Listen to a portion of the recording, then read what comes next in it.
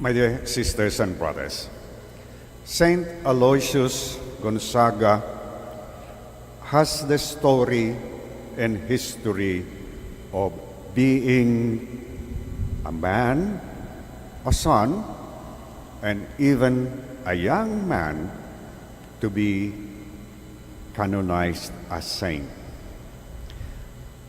Aloysius Gonzaga was the eldest son of Ferdinand Gonzaga, Marquis of Castiglione, was born on March 9, 1568. The first words he pronounced were the holy names of Jesus and Mary. When he was 9 years of age, he made a vow of perpetual virginity, and by special grace was ever exempted from temptation against purity. He received his first communion at the hands of Saint Charles Borromeo. At an early age, he resolved to leave the world, and in vision was directed by our Blessed Lady to join the Society of Jesus. The saint's mother rejoiced in learning his determination to become a religious, but his father for 3 years refused to consent. At length, Saint Aloysius obtained permission to enter the novitiate on November 25, 1585. He took his vows after 2 years and went through the ordinary course of philosophy and theology. He was wont to say he doubted whether, without penance, grace would continue to make headway against nature, which one, when not afflicted and chastised, tends gradually to relapse into his old state, losing habit of suffering by the labor of years. During his last year of theology, a malignant fever broke out in Rome. The saint offered himself for the service of the sick, and he was accepted for the dangerous duty. Several of his brothers caught the fever, but Aloysius was out of the number.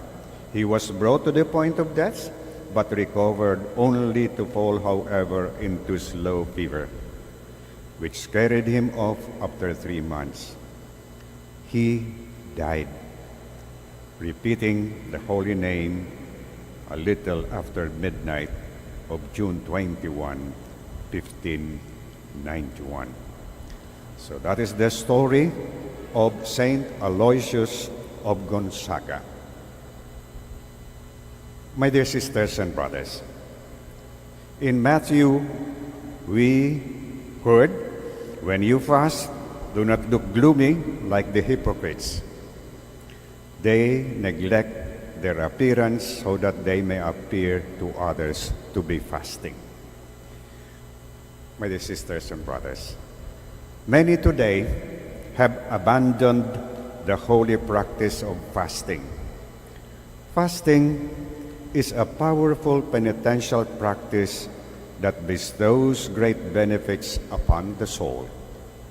The act of self-denial from certain food and drink, choosing instead simple nourishment from time to time, such as bread and water, on a reduced amount of food, greatly strengthens the soul and disposes a person to many spiritual blessings. Too often, we live for fleshly satisfactions like ice creams and indulge our appetites on a regular basis.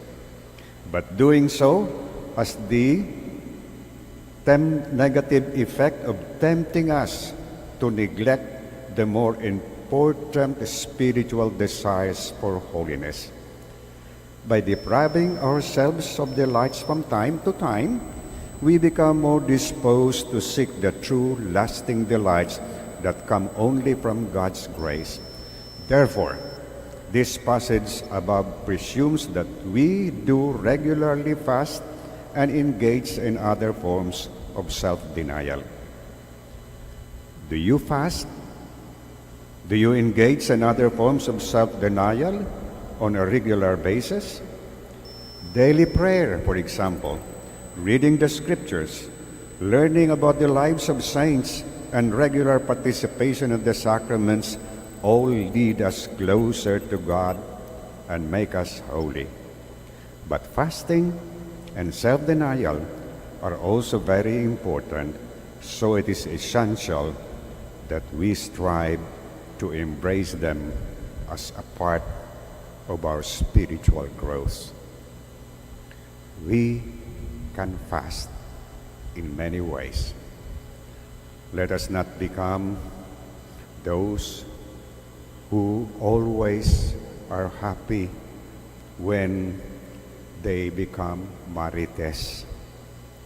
They are happy about stories about others, but they forget that the many ways that we can fast from this will help us grow spiritually. The rewards that we do, if this is done well, is our constant love for the Lord and constant love for others. This is what the Lord asks of us. Be a loving person so that others also may be able to become loving persons as well. Amen.